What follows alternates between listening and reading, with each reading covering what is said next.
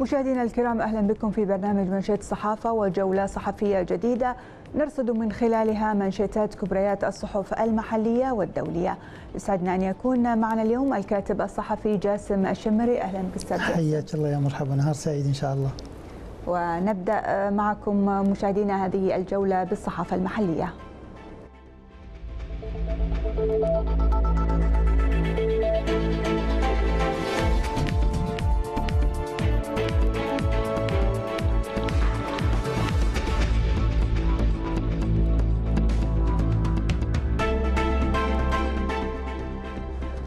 نستهل جولتنا في الصحف المحلية من جريدة الصباح، وفيها نقرأ: الكويت تضع العالم أمام مسؤولياته، أنقذوا غزة.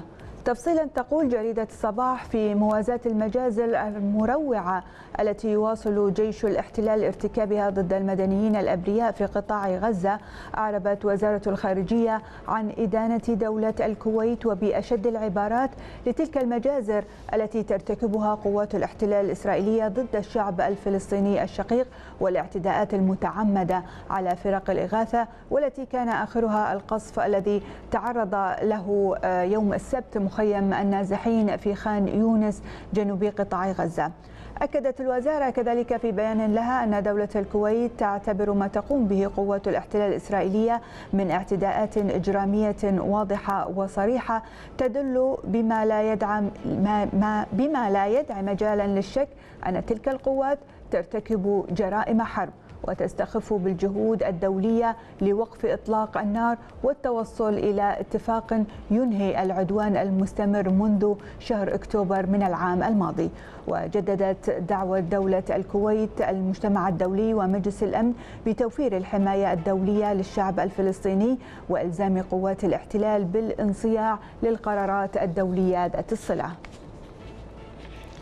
وإلى جريدة الرايو، فيها نقرأ: ديوان الخدمة للوزارات، لا رفض لأي مرشح للتوظيف. وفي تفاصيل الخبر تقول الراي: في إطار الحرص على تنفيذ التوجيهات والقرارات، شدد ديوان الخدمة المدنية في كتاب موجه إلى الوزارات والإدارات الحكومية والهيئات على عدم جواز رفض أي مرشح للعمل من قبل نظام التوظيف المركزي للعمل، إلا في حال عدم مراجعته للجهة المرشح لها خلال 30 يوما من تاريخ ترشحه.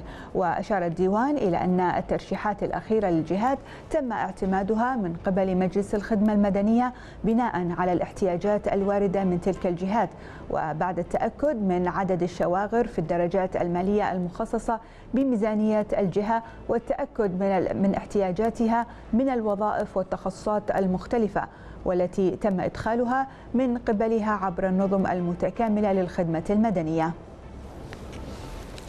إذن أستاذ جاسم، كيف ترى التحركات الأخيرة لديوان الخدمة المدنية، وأيضا تأكيد على عدم رفض أي مرشح يرغب في العمل؟ نعم، يعني قضية البطالة كانت قضية حاضرة في المشهد المحلي على مدى سنوات. نعم. كانت قضية كبرى حقيقة للمواطنين، خاصة الأجيال الجديدة القادمة إلى سوق العمل. كان هناك فترات انتظار تصل ما بين السنتين إلى 3 سنوات أحيانا، إلى أن يجد المواطن فرصته في شغل وظيفة يعني مهمة أو تلبي احتياجاته. الآن بعد ما أعلن ديوان الخدمة المدنية تقريبا عن 0 بطالة، يبدو أن الأمور تتجه إلى الحلحلة. الآن هناك دفعات يعني كبيرة تدخل إلى سوق العمل، يبدو أن هناك نظام متكامل هو ملزم أيضا للجهات الحكومية أولا بالإعلان عن احتياجاتها، وبالتالي توفر لديوان الخدمة المدنية يعني مساحة واسعة من سد هذه الاحتياجات، دراسة هذه الاحتياجات، أيضا فرز المتقدمين للوظائف وتوزيعهم على هذه الجهات الحكومية. أيضا الإعلان عن احتياجات الوزارات أو الجهات الحكومية لهذا العدد من الوظائف يلزمها بقبول ترشيح الديوان لها، وبالتالي القرار الأخير الملزم لهذه الجهات يبدو أيضا أنه من ضمن هذه النظم التي ستعجل بتوفير فرص وظيفية أولا بأول. نعم، يعني يبدو أستاذ جاسم أن هناك تنسيق بين ديوان الخدمة المدنية بالتأكيد ووزارات الدولة بحيث أن تكون الشواغر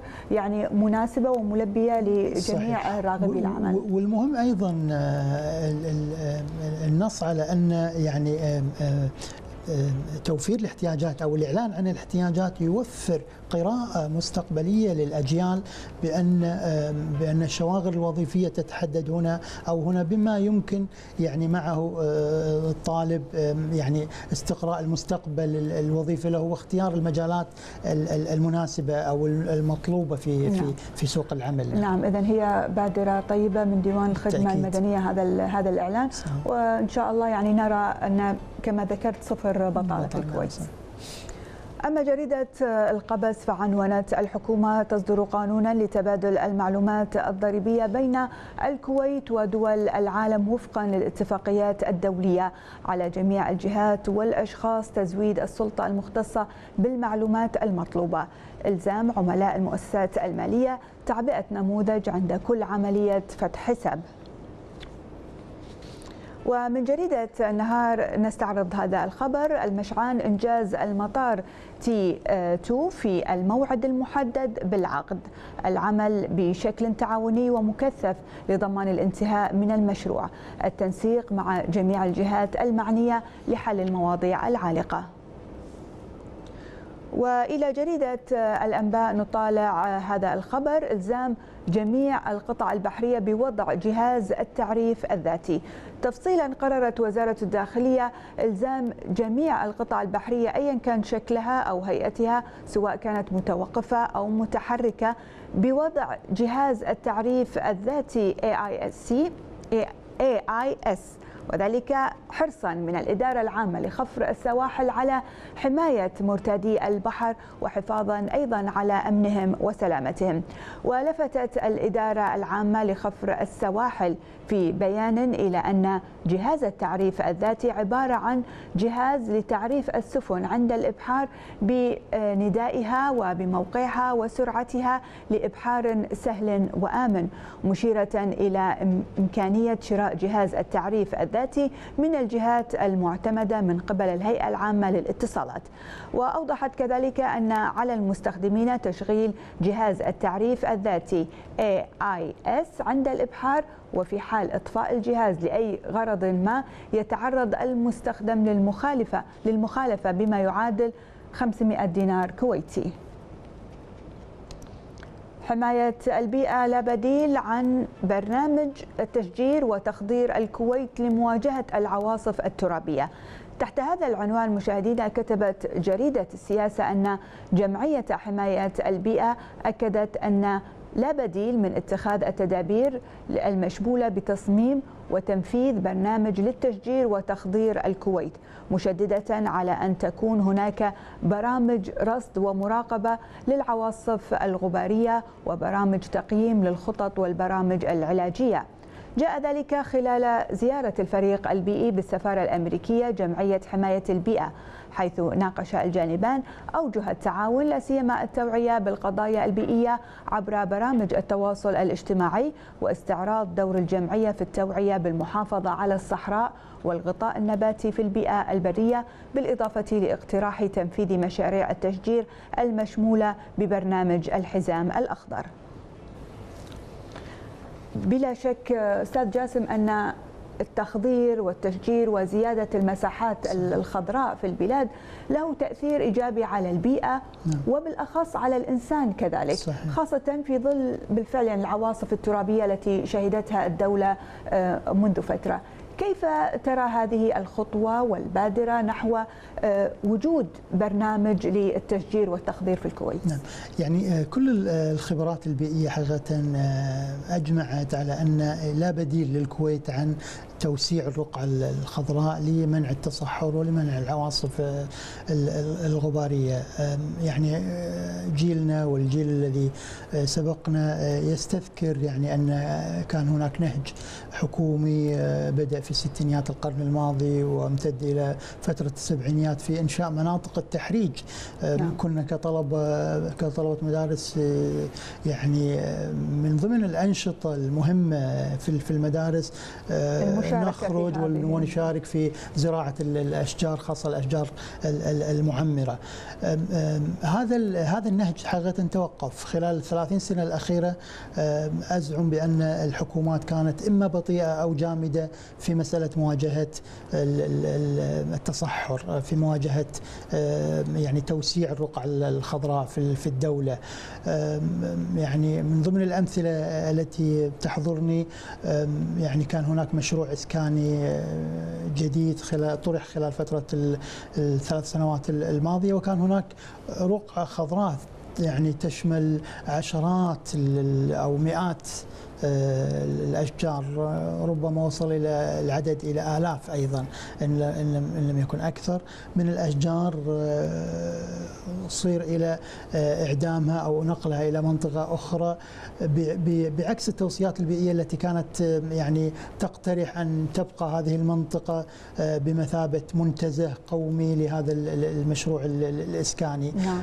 انتصروا أصحاب الرأي استبدالها بقسائم سكنية لمواجهة الأزمة الإسكانية في الدولة. أيضا مشروع آخر طرح يعني في الثلاث سنوات الأخيرة، أيضا مشروع يعني كان في منطقة يعني خضراء وكذا.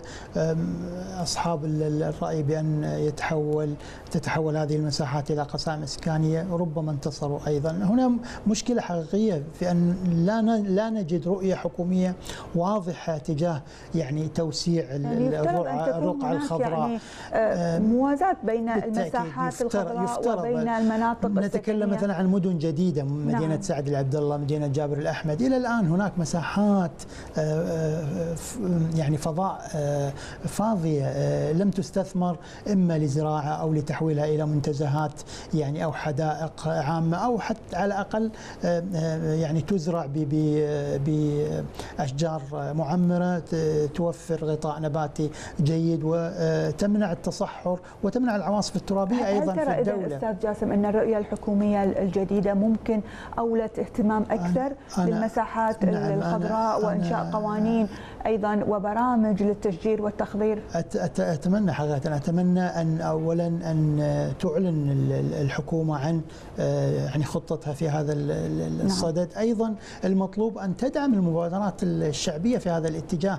هناك مبادرات جيدة يعني في الجنوب، يعني شباب قاموا بزراعة مساحات واسعة خاصة من النباتات المعمرة أو الأشجار المعمرة التي هي ابنة البيئة في الكويت وتتوائم مع مناخ وطقس الكويت. على الحكومة أن تعلن عن دعم هذه المبادرات، أن يعني توصي الهيئة العامة للزراعة والثروة السمكية ب يعني تفعيل دورها حقيقي في المدن الجديدة، في المناطق المشاريع الإسكانية، بحيث أن يتواكب مسألة بناء المسكن مع بناء الرقعة الخضراء، وبالتالي يعني نجد بالفعل أن هناك يعني نهج واضح وحقيقي في هذا الاتجاه. إن شاء الله يعني نرى هذا النهج ونرى مساحات خضراء جميلة في دولة الكويت، خاصة أن اللون الأخضر بحد ذاته يعني له طاقة، له طاقة إيجابية ومبهج كما ذكرت، وأيضا تأثيره على صحة الإنسان وعلى البيئة. بالتأكيد. نختم جولتنا مشاهدينا جولتنا المحلية من صحيفة الجريدة بهذا الخبر. المخترعة الكويتية سارة بورجيب تفوز بإحدى جوائز ويبو العالمية. بورجيب أول شخصية عربية تحصل عليها منذ إطلاقها عام 2022 بالتنافس مع 667 مخترعا. صباح الأحمد للموهبة والإبداع، الكويت تزخر بالطاقات والمواهب.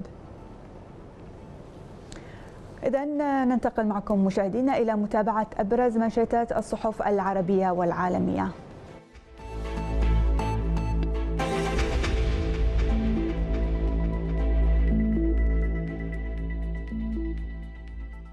قراءة في دلالات أبرز منشطات الصحف العربية والعالمية، حيث تطالعنا صحيفة يوني شفق بهذا العنوان: صحة غزة، ارتفاع عدد قتلى مجزرة المواصي بخان يونس إلى 71.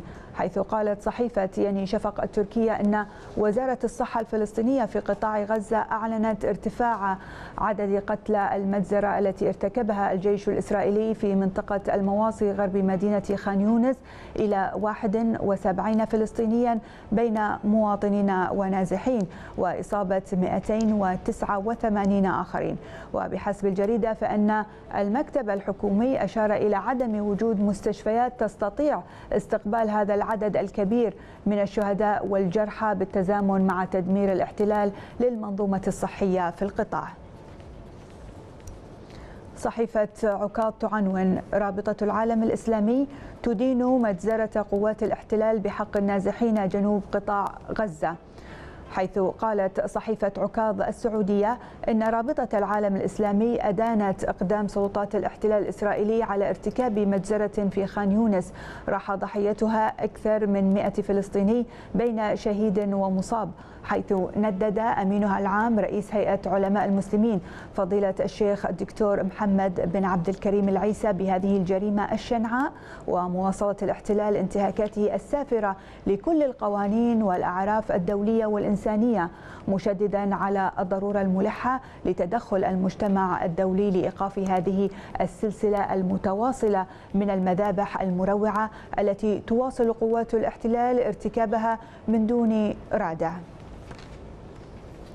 للأسف أستاذ جاسم، في ظل المفاوضات التي تجرى في الدوحة وفي مصر، نجد أن الكيان الصهيوني يمارس وحشيته ويرتكب العديد من المجازر في غزة، وكأنه يريد إيصال رسالة للعالم بأنني لا أهبه لهذه المفاوضات ولا للقوانين الدولية ولا القوانين الإنسانية. إلى أين يريد أن يصل هذا الاحتلال بوحشيته وجرائمه؟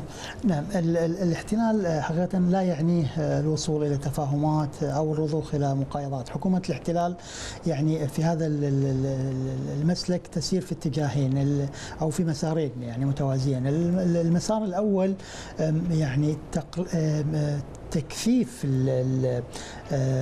كلفة الحرب على حركة المقاومة الفلسطينية، وبالتالي يعني للحصول منها على تنازلات أكبر مما ستجنيه من حكومة الاحتلال من مكاسب، وبالتالي يعني تريد حقيقة فرض شروطها وملاءاتها بالقوة وبالتسلط وبالتدمير الذي تنتهجه. المسار الآخر هو تعطيل حركة تغييب هذه الحكومة عن المشهد السياسي، بمعنى تأخير أو تعطيل الاتجاه السياسي القائل بضرورة إجراء انتخابات مبكرة وتبدل التحالفات القائمة حاليا في المشهد في الكيان الصهيوني. وبالتالي هذه الحكومة كما قلت تسير على هذين المسارين. ربما أنا أقول ربما هي تريد الوصول أيضا إلى إرغام يعني حركة المقاومة الفلسطينية على الخروج بالمجمل من قطاع غزة، ويعني تسليم إدارة القطاع إلى إدارة إما إلى حكومة رام الله الحكومة الفلسطينية القائمة حاليا أو إلى إدارة أممية. ربما تريد الوصول إلى هذا الخيار باعتبار أن خيار القضاء على حركة حركة المقاومة بالمطلق غير وارد. نعم، ولكن حتى وإن طالت يعني فترة هذه الحرب، ألا يعي نتنياهو بأن أيامه الأخيرة يعني على وشك الوصول حتى لو ارتكب الكثير من المجازر؟ هو يسعى إلى تمديد وجوده في المشهد باعتبار ربما يحقق انتصار يرغم حركة المقاومة أو المقاتلين على الخروج، يرغم القيادات الفلسطينية الحالية في قطاع غزة على الخروج أو التسليم بالخروج لأجل حقن ما تبقى من دماء في القطاع، وبالتالي ربما يحقق له هذا الانتصار قبول في الشارع الصهيوني. للأسف يعني وتحدث هذه المجازر والانتهاكات الصهيونية يعني هو لا يهم المجازر بقدر ما يهم البقاء في المشهد. نعم للأسف. في جريدة الأهرام مشاهدينا وفي خبر آخر نقرأ: سوريا عودة العلاقات مع تركيا تعتمد على عودة الوضع الذي كان سائدا قبل عام 2011، حيث قالت صحيفة الأهرام المصرية إن سوريا أكدت أن عودة العلاقات الطبيعية مع تركيا تقوم على عودة الوضع الذي كان سائدا قبل عام 2011، وهو الأساس لأمن وسلامة واستقرار البلدين.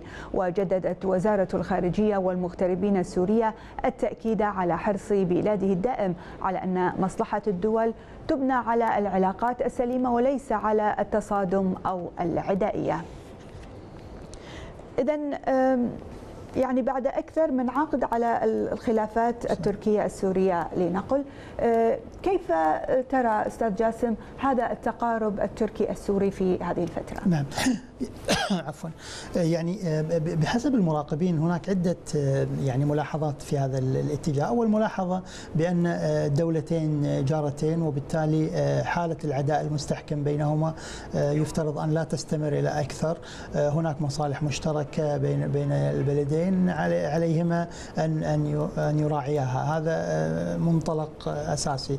السيناريو الآخر أو المقاربة الأخرى للمراقبين تقول بأن هناك يعني استباق أو ارتقاب لتغييرات محتملة في المنطقة، التغييرات الإقليمية. ربما هناك حرب قادمة يقودها الكيان الصهيوني في الشمال الفلسطيني باتجاه لبنان، وبالتالي انخراط بعض المجاميع في هذه الحرب، وبالتالي توسع دائرة العنف والصراع في المنطقة بما يستدعي بعض التفاهمات.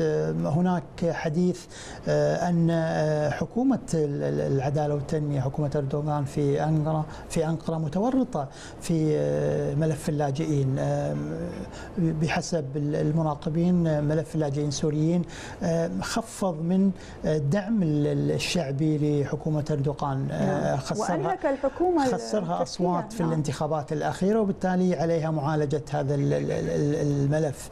الآن التقارب السوري التركي يقال بأنه ينتظر الانتخابات الأمريكية المقبلة لرؤية ماذا سيستقر عليه الحال.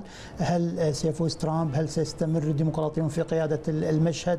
ما هو دور الولايات المتحدة في المرحلة المقبلة في المنطقة؟ وبالتالي هذه التفاهمات يعني ربما يعني تعجل. الآن سوريا أيضا يعني تريد وضوح في مسألة بقاء القوات التركية في الشمال. هل ستنسحب القوات التركية؟ هل يعني ستسلم المنطقة إلى الجيش السوري؟ أيضا ملف عودة اللاجئين، هل سيعجل باستقبال سوريا لهؤلاء اللاجئين؟ هل هناك أرضية واضحة لعودة هؤلاء اللاجئين؟ هل سيتحمل المشهد السوري المستقبلي عودة هؤلاء اللاجئين قبل استتباب الأمر؟ أستاذ جاسم، يبدو أن الطرفان سيجدوا نقاط اختلاف وتشابه، ولكن نتمنى أن تكون نقاط التشابه والاتفاق أكثر من نقاط الاختلاف. نعم. يعني أنا أقول سيكون هناك تفاهمات خلال فترة العام، يعني عام من الآن. ما دام هناك بادرة يعني من الطرفين، إن شاء الله نشهد هذا التقارب السوري التركي. صحيفة الجارديان مشاهدينا تطالعنا بهذا العنوان: فرنسا تشهد حالة من الفوضى بعد الانتخابات العامة مع عدم وجود فائز واضح، وذلك قبل موعد الألعاب الأولمبية، حيث قالت صحيفة جارديان البريطانية أنه بعد مرور أسبوع واحد على الانتخابات العامة المبكرة التي لم يفز بها أحد، وقبل أسبوعين من ترحيبها بالعالم لحضور الألعاب الأولمبية، لا تزال فرنسا بلا رئيس وزراء جديد أو حكومة جديدة، فيما تعيش حالة من الفوضى السياسية. وبالتزامن مع احتفال الفرنسيين غدا بيوم الباستيل العيد الوطني، استمرت المشاحنات والجمود بين المجموعات الثلاث التي حصلت على أكبر عدد من المقاعد، لكنها فشلت في تأمين الأغلبية البرلمانية، مع تحذيرات من أن الأمر قد يستغرق شهرين قبل التوصل إلى حل. صحيفة الأيام تعنون مؤتمر الجمهوري، خطابات ل4 أيام تتوج بتعيين ترامب مرشحا للرئاسة. قالت صحيفة الأيام البحرينية أنه ول4 أيام من الخطابات والفلكلور السياسي سترافق المؤتمر الوطني للحزب الجمهوري اعتبارا من الاثنين في ميلوكي، ليختتم مساء الخميس بتتويج دونالد ترامب الذي استعاد دعم الغالبية العظمى في حزبه خلال الأشهر الأخيرة رغم مشاكله القانونية العديدة كمرشح رسمي للحزب، غير أن عنصرا آخر سيطغى على المداولات مع تزايد التساؤلات عما إذا كان سيواجه جو بايدن في ظل تساؤلات بشأن لياقة الرئيس الذهنية. وأضافت الصحيفة بأن التجمع الحاشد للحزب سيتخلله إطلاق 100,000 بالون أحمر وأبيض وأزرق. إذن التجمع سيتخلله إطلاق كما قرأنا في الصحيفة إطلاق 100,000 بالون أحمر وأبيض وأزرق. شهدنا قبل ساعات إطلاق نار على دونالد ترامب. صحيح. تفسيرك لهذه الحادثة، توقيتها، دلالاتها أيضا؟ أنا أقول ربما تضفي هذه الحادثة، حادثة محاولة اغتيال المرشح ترامب أو الرئيس الأسبق، ربما تضفي شيء من السخونة على المشهد السياسي، تحوله من البحث في الحالة الذهنية لبايدن إلى الحالة القبول لترامب بالمطلق. رأينا يعني استنكار من الحزب الديمقراطي لهذه الحادثة. الرئيس الأسبق باراك أوباما قال بأن لا مكان للعنف في ديمقراطية الولايات المتحدة. أنا أقول ربما هذه الحادثة يعني يستعيد بها ترامب بعض لياقته، يجد شيء هي لصالح ترامب بالتأكيد، لصالح ترامب بشكل كبير، خاصة مع يعني سيستغلها ترامب لصالحه. بالتأكيد سيلعب عليها خلال فترة ال3 أشهر المقبلة، وبأنه مستهدف. هو أصلا يعني أوحى من قبل بأنه مستهدف. خروجه من البيت الأبيض قال بأنه استهداف لبرامجه ولخطته في إدارة شؤون الولايات المتحدة، يعني دائما يركز على هذه القضية، فما بالنا وهو يتعرض إلى اغتيال مباشر يعني ويصاب في هذه الحادثة. أنا أقول بأنه نعم ربما ترامب يعني فرص الفوز لديه سترتفع خلال فترة ال3 أشهر المقبلة إن لم يصر الديمقراطيين إلى اختيار بديل لبايدن أو إقناع الناخب الأمريكي بأن الحالة الذهنية لبايدن في مستوى جيد وقادر على الإطاحة بترامب المستهدف. نعم. أينما وجد ترامب وجدت المشاكل والإثارة. نعم. وسنرى كيف سيعلق الرئيس بايدن على هذه الحادثة. هو علق وقال بأنه هو يتمنى الشفاء لترامب، وأنه لم أقرأ هذا يعني مريت عليها مرور سريع قبل أن أدخل لأن قبل أيام كان يقول أنا منافس شرس لدونالد ترامب وسأطيح به والآن يتمنى له الشفاء العاجل. سياسة أمريكية. إذن مشاهدينا ننتقل إلى قراءة في مقال اليوم بعد هذا الفاصل.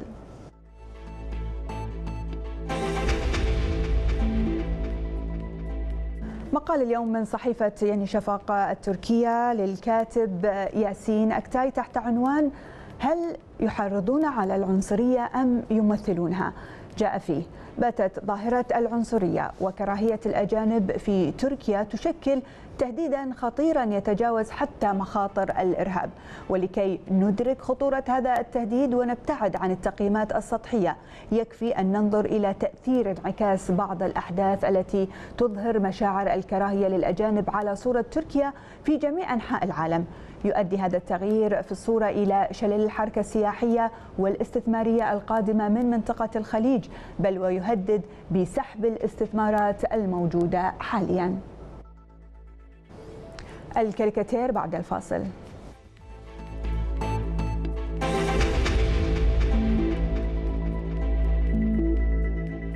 الكاريكاتير من صحيفة اندبندنت البريطانية في نسختها العربية. تعليقك أستاذ؟ يعني بالفعل التدمير الصهيوني الممنهج يستهدف محو الوجود الفلسطيني بالمطلق. هو ليس تهجير أو ليس قتل وفق عمليات قتالية محدودة، هو محو بالمطلق للهوية الفلسطينية. هناك مناطق آمنة يعلنها الاحتلال ومن ثم يقوم بقصفها بعد أن ينزح إليها السكان الأصليون. نعم، كما ذكرت هو إجرام، تطهير عرقي، إبادة جماعية واضحة للعالم، إبادة ومحو. نعم، ووفق الحقيقة هذه ممحاة. نعم للأسف، ولكن فلسطين باقية رغما عنهم. نعم، على الخريطة وعلى الأرض وأيضا في قلوبنا. نعم. الكاتب الصحفي جاسم الشمري، شكرا لوجودك معي. شكرا لكم. شكرا. وأيضا الشكر موصول لكم مشاهدينا لمتابعتكم منشية الصحافة. نلقاكم غدا، إلى اللقاء.